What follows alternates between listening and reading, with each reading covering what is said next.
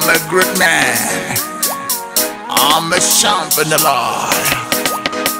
I'm a great man. I'm a champ in Christ. Christ has won the world for me. I'm a champion. Wonderful people of Nigeria and wonderful people of Africa, I've come to you again on this campaign of peace. I am campaigning that we should have peace, because peace is important. As much as I need peace, as much as you need peace, as much as that man in the street need peace, as much as that woman in the street need peace, as much as you need peace. Peace is very important to every human being, every living soul.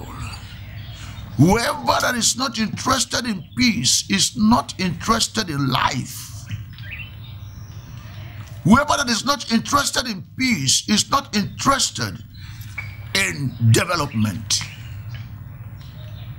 Whoever that is not interested in peace is not interested in love, because every discussion about peace is anchored on love. Love. And that's what brings me to the message I titled this morning, Making a Lasting Peace. Making a lasting peace. How to make peace that lasts. Not that we sign peace accord today, tomorrow the peace accord is broken. Some years ago, a particular country that found themselves in crisis, they had peace accord. That same day, the peace accord was broken because the other person got home and the team or the people that were behind him said they don't want the peace accord. And so that day, the peace was broken. And people went back to the battlefield. Why? They don't want peace. And so when we talk about lasting peace, it goes this way. Number one, the people must understand that they need peace.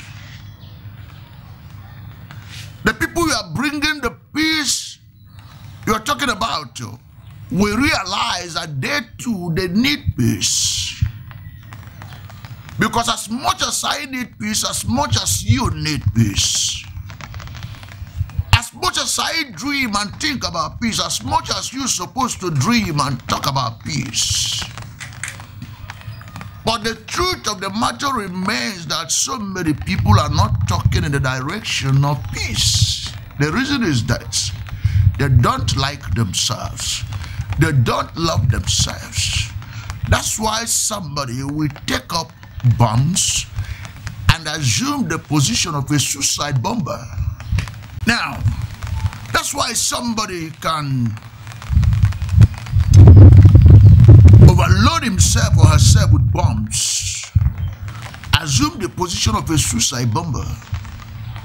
They want to kill himself and kill people. The reason is that he doesn't want peace. He doesn't like peace. Number two, the people must agree to forgive themselves. The people must agree to forgive themselves. Forgive that tribe that may have offended your tribe. Forgive that individual that may have made pronouncement that angered you. Forgive those people that offended you. Forgive them. As much as you forgive them and you make them to understand that you forgive them, you open your hands of fellowship. You are making a lasting peace. Number three, you talk about peace. Not just talking about peace, but you behave peaceful. Your life should be peaceful. You will live the life that people expect a peaceful person to live. So many a times people talk about peace, but they are not peaceful. So many a times people said, we are sorry for what has happened. It cannot repeat itself, but inside them, they never wanted any peace. So what are we talking about? You have not forgiven somebody. Number 4, you will see somebody as a member of your family. When you see someone's wife as your own wife, you won't kill her. When you see someone's husband as your brother, as your own husband, you won't kill him. When you see somebody's child as your own child, you can't kill that individual. The situation is that we are not seeing people as being part of our family. The day we start seeing people as members of our families, everything will change. Situation will begin to change. Life will begin to get better. The next to it, educate the people. Not only going to school to study one thing or the other, but educate them and teach them morals. Somebody can be highly educated, but he lacks morals. But when somebody is educated and that individual is morally okay, morally empowered, morally boosted, will understand that what I am going to do this individual, if it is done to me, how will I see it? By the time we'll begin to look in this direction, we are moving towards making a lasting peace. Next one, we will stop politics by money. Money bag politics. Money bag politics. And begin to look for potential people that can make life to has values. It's not someone who will come and give you one bag of rice. It's not someone who will come and give you $50 and buy your vote and your conscience. And after that, he will start recouping the money invested in election. By the time he finishes recouping the money invested in election, his tenure is over. Then you are there issuing curses. Your curses will not stand. You know why your curses will not stand? You erred. You are wrong in the first place. 1, the individual who gives you money is a businessman, a businesswoman. He wants to do business with government. He wants to buy your vote. Then he pays you money and buy a bag of rice for you. And after giving you all these things, you didn't ask yourself, does this individual have a machine that prints money in the house? He doesn't have such machine. It's somebody that funded him. He doesn't have such machine. It's somebody that brought the money. Sometimes the individual borrow the money and give you to vote for him to become this and that. And after that, you expect that he's not going to recoup the money and make some gain. Now, you are placing curses on the individual. It cannot work. And so when we stop politics of money and look for credible people that can serve, we are driving towards making a lasting peace. We are driving towards making a lasting peace. Next one, politics of bitterness. Politics of bitterness. If I did not win, hence we roll. winning at all costs. You don't care what happened. Then my question is, are you coming to provide leadership? Or are you coming to embezzle funds? Because by the time you want to provide good leadership, I do not think anyone need to die for you to win election. By the time you need to provide good leadership, I do not think that you need to hate somebody for you to win election.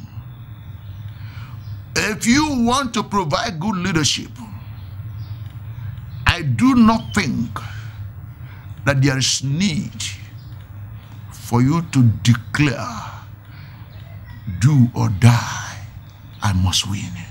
No. So by the time we see all these things and look at all these things and ask ourselves, what do I actually want from people? You know, many people want to be in government, but they don't know what they want to do for the people. Because the reason why they want to be in government is their pockets. And that's why there is crisis. That's why there is problem. Everybody now wants to be in government because they need money. We want to make so much money. So when we want to make a lasting peace, we should be able to think about people first. When we think about people first, before our interests, you will see that the people will start thinking about you. I don't know whether you understand what I'm talking about this morning. When you start thinking about people, how am I going to make somebody to be happy? How am I going to put food on the tables of people? How am I going to solve the problems of people? How am I going to carry people along? People will start thinking about you. People will start loving you. People will start working for you to succeed. People will start doing things that will make you happy. So we cannot achieve a lasting peace when love is hidden, when all these things, as I've mentioned, are not put into consideration. You must look at them, put them into consideration, put yourself in the position of somebody. Then you will now ask yourself, if I am somebody and all these things, and somebody is trying to kill you, how will you feel? I am begging every human being in this country, please, lay down your arms. If we are politicians, see politics as football game. Sometimes you win, sometimes you lose. See politics as a sweet game. Do not see it as instruments of death. Do not see it as something that somebody must die for you to win election. Once you see politics as a game of football, you'll be happy. Now, I wonder how somebody can kill somebody, or somebody will sponsor people to kill somebody, or how somebody can get up overnight and become a leader overnight. Listen,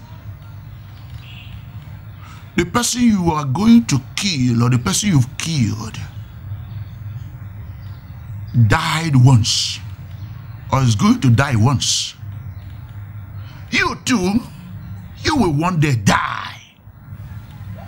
Nobody planted his life on this earth as a stone.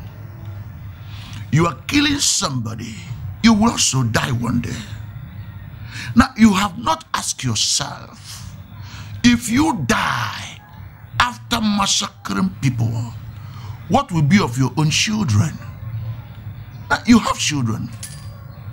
know that you have children. Now, you are killing people's children.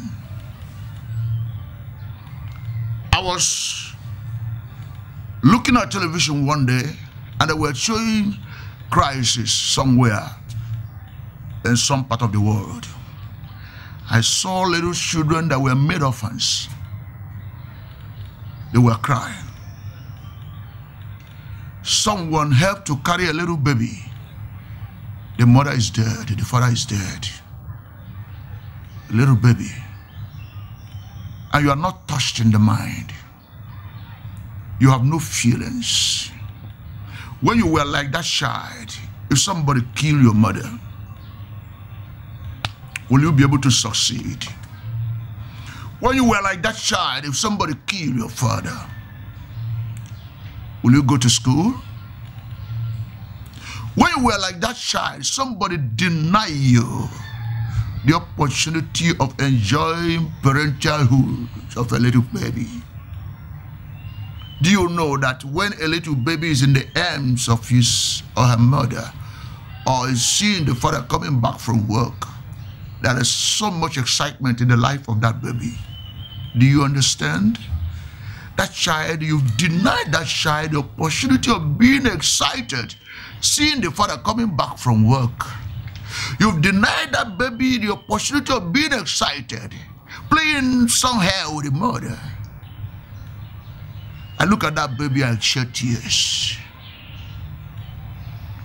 I look at the place they call the camp for refugees. I saw little children. I begin to ask myself, what kind of human beings exist in this world? Please, I am calling on you as a father. I am calling on you as a mother. I am calling on you as an African. I'm calling on you as a black person. How will your children feel if you are killed by somebody? Please, stop this. If you are part of the people sponsoring this, please, I beg you with everything that made me a human being, please, stop. Be merciful. Forgive the people. If their father offended you, forgive their father. If their mother offended you, forgive their mother. Look at those little children and forgive them. If somebody from their tribe offended you some time ago, forgive these people. They were not there. Just last week, 2 reverend fathers were buried with 17 people that went to serve God. Then my question is, are these people politicians? Are they commissioners? Are they ministers? Have they found themselves in any political position before? Why are you killing them? What offense have they committed? That made me to start thinking in a different direction.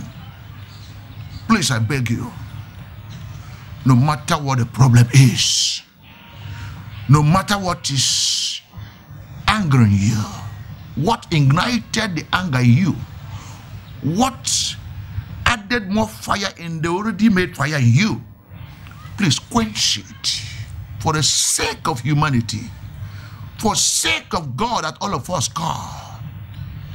I believe that Christians are calling God. I believe that Muslims are calling God. I believe that every human being that belongs to one religion or the other, there is God you serve there. For the sake of Almighty God, please lay down your arms. Love your brother. These people are innocent people. Love them. Stop killing them. Hear their cry. Take it from here. Tell somebody I can't kill again. Remain blessed. Long live Africa. Long live black people. I say peace be to Nigeria. Thank you. I'm a great man. I'm a champ in the Lord. I'm a great man. I'm a champ in Christ. Christ has won the world for me. I'm a champion.